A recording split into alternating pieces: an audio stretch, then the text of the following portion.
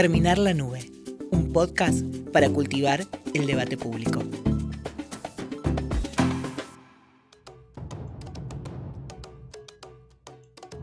El podcast Germinar la Nube es parte de la campaña Cultivar el Debate que promovemos desde la Asociación Civil Comunicación para la Igualdad con el apoyo de la Fundación Heinrich Böll.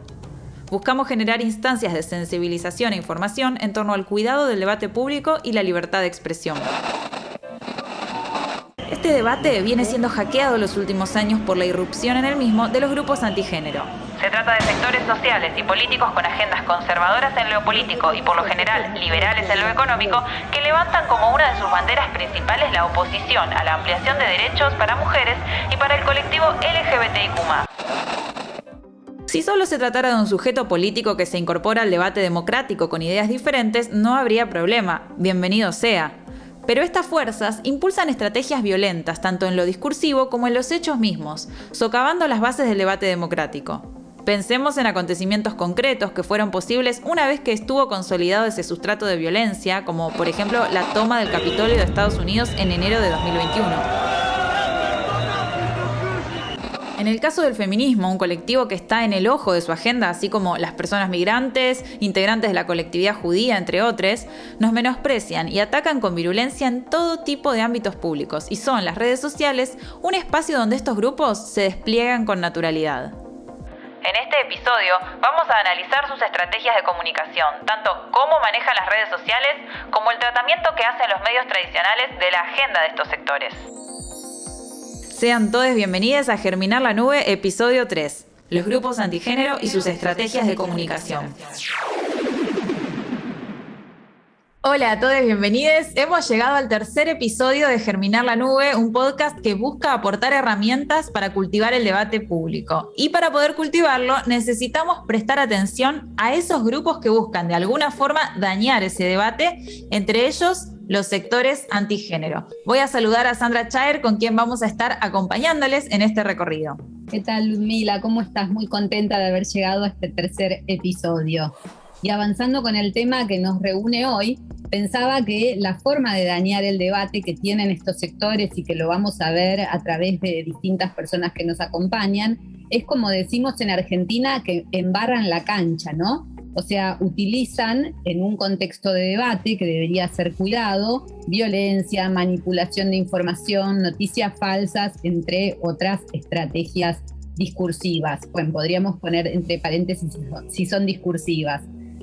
Para hablar de los grupos antigénero en este capítulo, convocamos a algunas de las personas que nos fueron acompañando, que participaron en las investigaciones recientes que hicimos desde Comunicación para la Igualdad sobre este tema entre 2019 y 2020, 3 en total. Uno de estos trabajos, que se titula Grupos Antiderechos, la disputa por el sentido en los medios de comunicación y las redes sociales de Argentina, una de las personas que participó fue Claudia Florentín Meyer. Ella es comunicadora feminista y teóloga y fundadora de CONEFE Comunicaciones.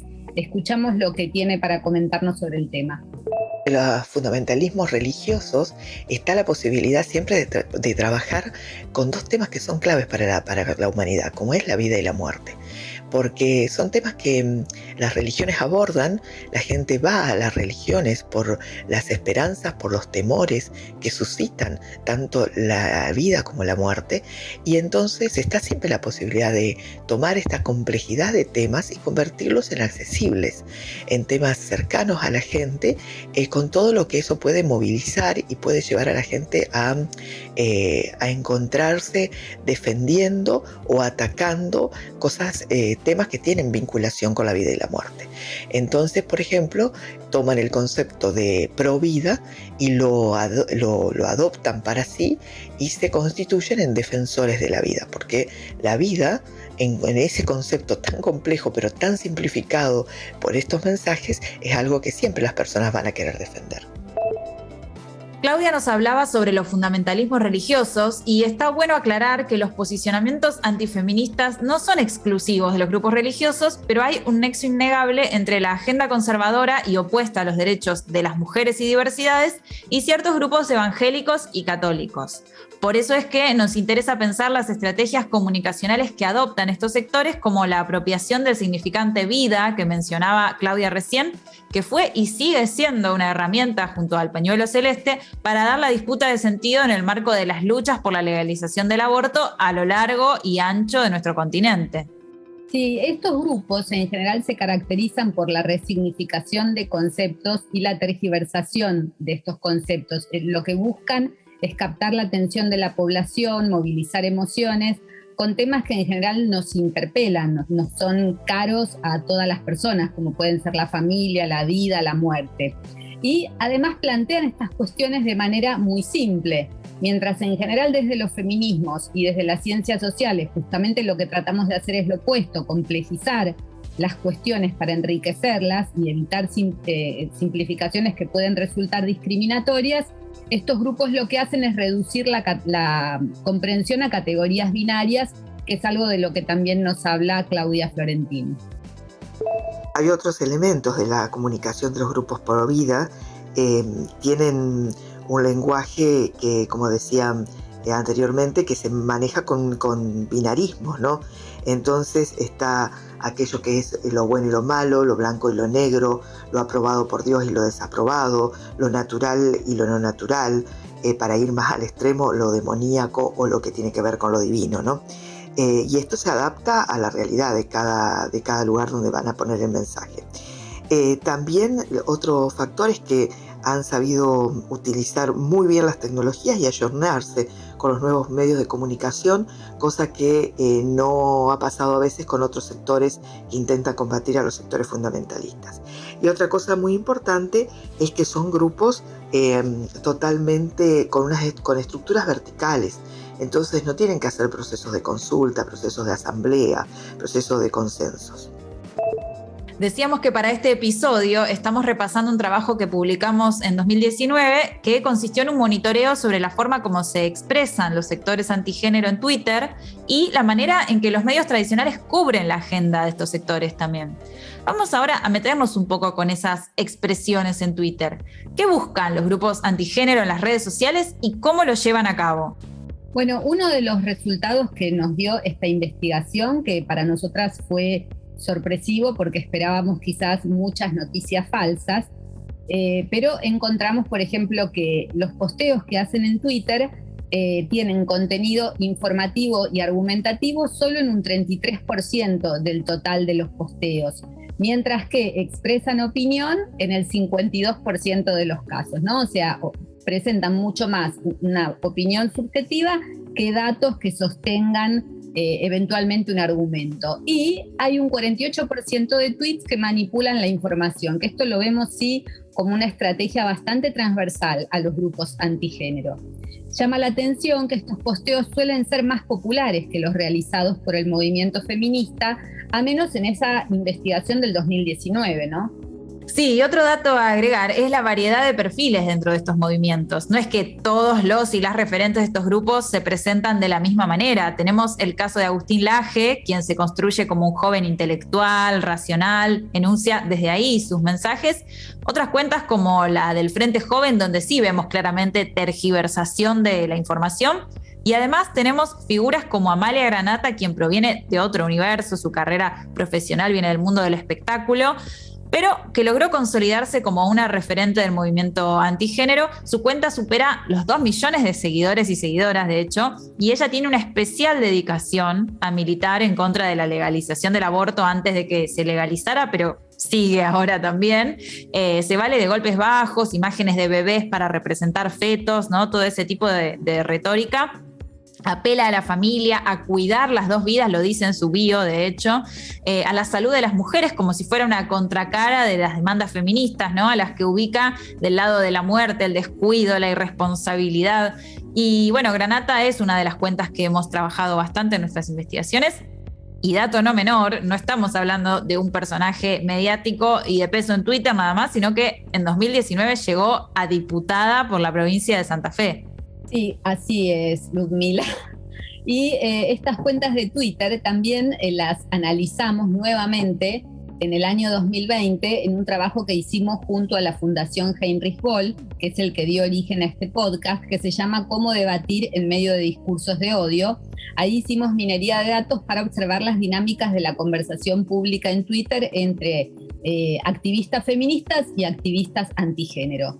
Y encontramos que las cuentas más relevantes en términos de alcance y de cantidad de seguidoras y seguidores corresponden a referentes de grupos antigénero de Argentina y de Chile. Recordemos que la investigación también abarca Uruguay y Paraguay.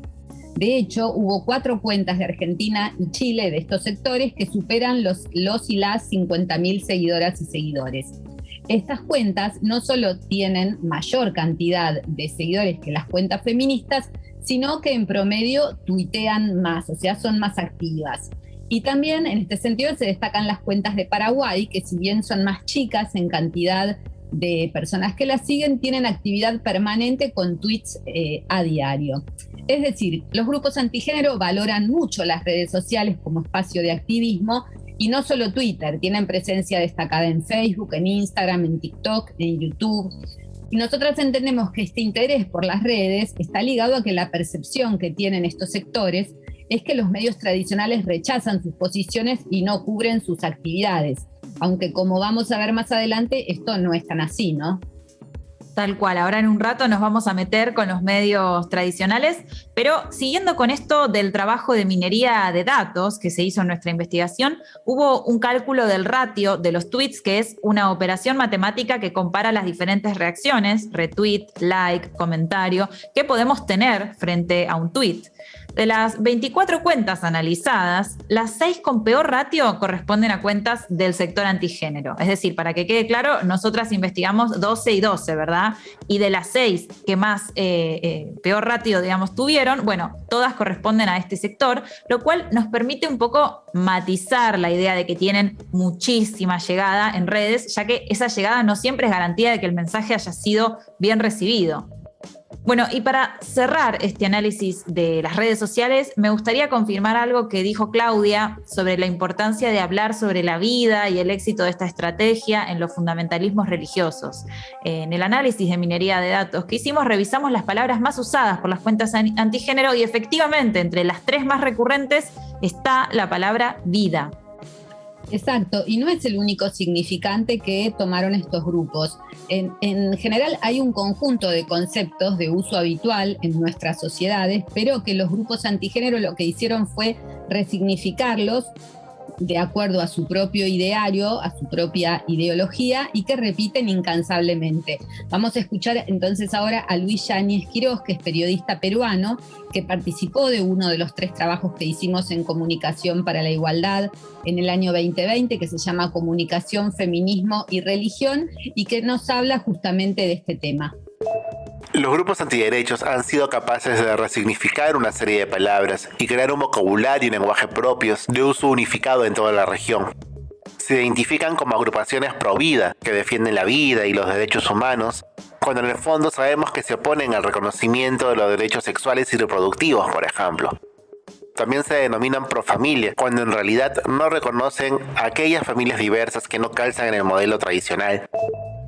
Invitamos también a Sara Pérez, que participó de la misma investigación que Luis sobre religión en América Latina, con otro artículo junto a Germán Torres.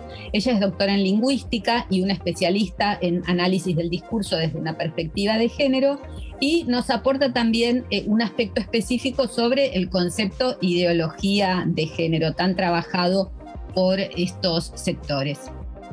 La expresión ideología de género es utilizada por los grupos antiderechos y por referentes de la derecha latinoamericana para hacer referencia de manera peyorativa y despectiva a todas las formulaciones políticas y teóricas que realizamos para reivindicar los derechos de las mujeres y la comunidad LGTBIQ.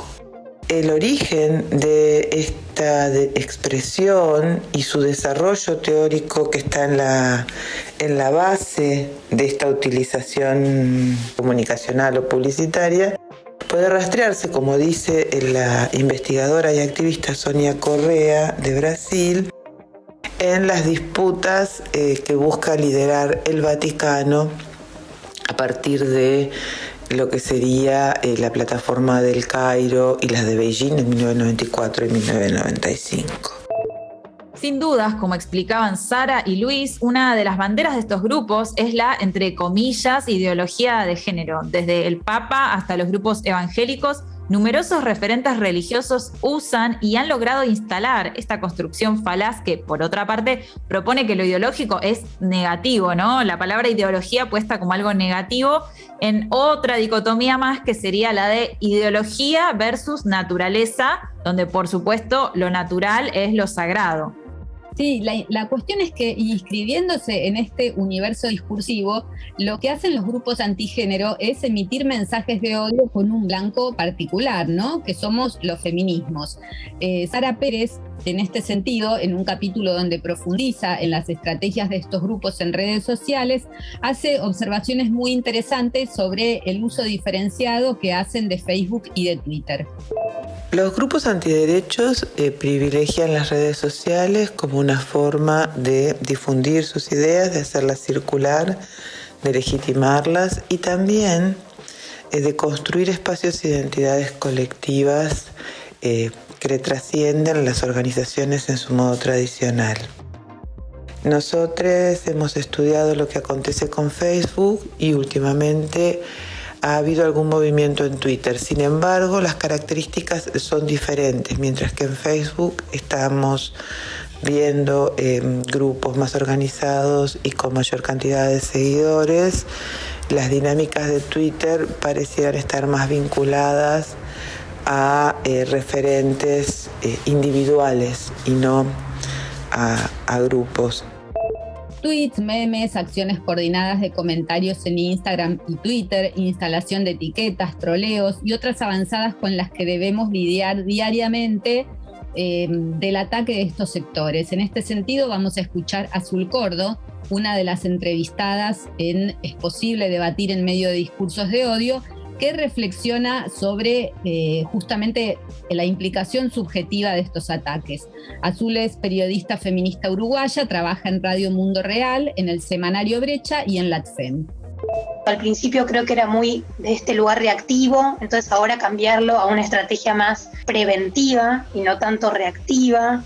Antes creo que era como salir a responder y nos dimos cuenta que responder a todas y cada una de las agresiones nos hacía mal, tenía impactos, ¿no?, sobre nuestra salud física y psíquica, tiene impactos sobre nuestro trabajo. O sea, no es solo salir a responder necesariamente, también pensar en la capacidad que tenemos para hacerlo o no, no porque seamos incapaces, sino si tenemos como espalda para hacerlo.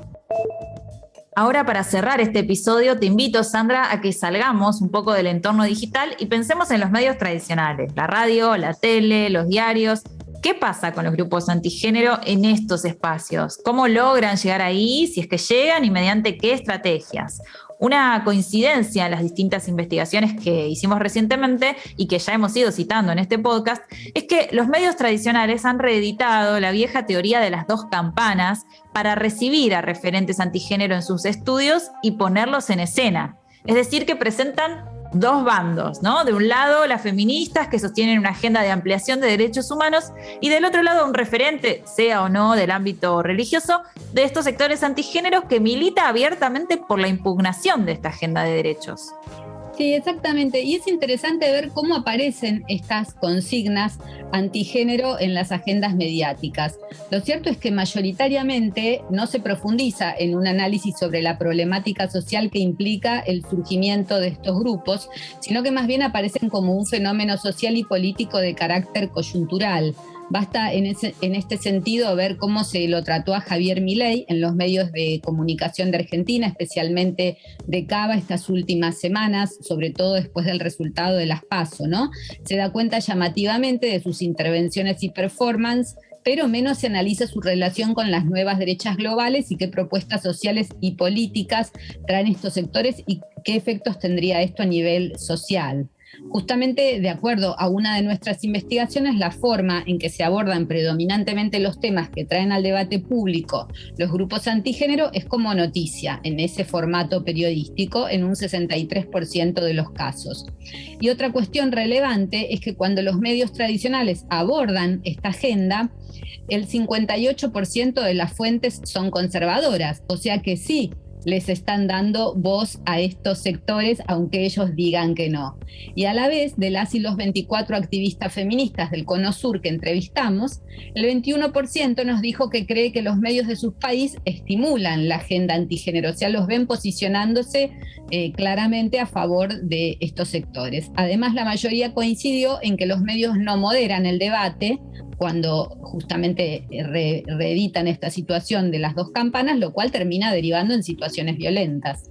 Lo que no se puede obviar acá, más allá de ver cómo trabajan los periodistas y cuáles son sus criterios de noticiabilidad, es que en muchos países de la región, los grupos fundamentalistas religiosos son dueños de licencias de radio y televisión, es decir, que tienen espacio de peso en el mapa mediático y desde ahí sus mensajes cobran fuerza y se reproducen. Nos parecía que era una situación no menor y que la teníamos que incluir en este episodio porque, como vos decías, hay una cuestión de dos bandos, dos campanas y toda una presentación del debate de una forma muy particular, pero además hay muchos medios que son propiedad de estos grupos y lo queríamos conversar.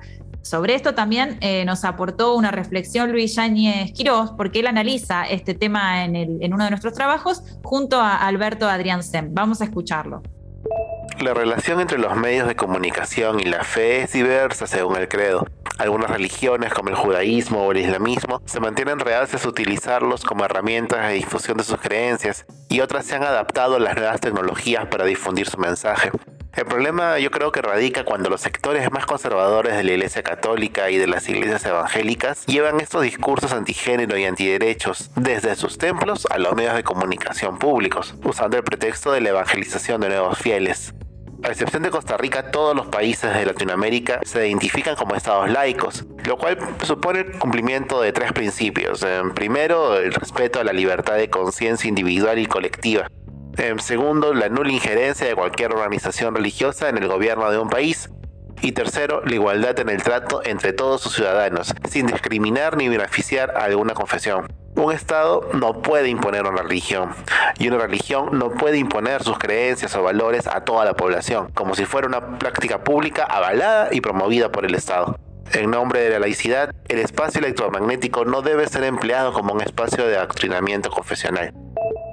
El detalle no menor al que aludía Luis en su audio es el de los estados laicos, tema que en Argentina comenzó a discutirse con más fuerza a partir de la lucha por la legalización del aborto, esta lucha hermana que es la de Iglesia y Estado, asunto separado, ¿no? Sucede que, como Luis señalaba, la mayoría de los países latinoamericanos son constitucionalmente laicos, pero en los hechos no siempre se respeta este enunciado. Podemos repasar algunos de los datos que ilustran este tema de la inserción de estos sectores religiosos dentro del mapa de medios de estos países. Por ejemplo, en México en el año 2019 la Iglesia La Visión de Dios recibió concesión para servicios de radio y televisión por 30 años y Televisa vendió su franja nocturna a la Iglesia del Reino de Dios en ese país. Hicieron un lobby muy fuerte después que asumió Manuel López Obrador, ¿no? En Perú, Betel, que es una iglesia pentecostal, es la cadena con la mayor cantidad de licencias de radio y la sexta con más permisos de frecuencias televisivas del país. Sí, en Costa Rica el 22,5% del total de frecuencias transmite contenidos religiosos, mientras que en Brasil la segunda emisora de televisión más grande, que es Red Record, pertenece a la Iglesia Universal del Reino de Dios. Bueno, evidentemente las estrategias y las acciones comunicacionales de los grupos antigéneros son algo que no podemos perder de vista quienes abogamos por un espacio de conversación libre y sin violencias. Es un tema que da para seguir analizando, pero que vamos a dejar aquí por hoy y les invitamos a que busquen nuestros trabajos en el sitio web de Comunicación para la Igualdad si quieren seguir profundizando, porque hoy estuvimos citando varias investigaciones diferentes y todas se pueden descargar libremente de nuestro sitio. Nosotros nos encontramos en el próximo episodio, donde vamos a meternos con el concepto de ciudadanía digital y también a desentrañar un poco el funcionamiento de los famosos algoritmos. Bueno, entonces, Lu, nos estamos encontrando en el episodio 4. Fuerte abrazo.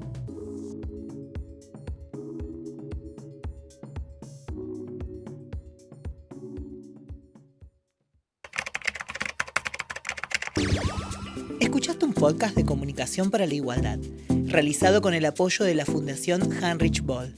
En la conducción y producción, Sandra Chaer y Ludmila Fernández López. En la locución, Celeste Giacheta. Grabado y editado por 25 Horas Producciones.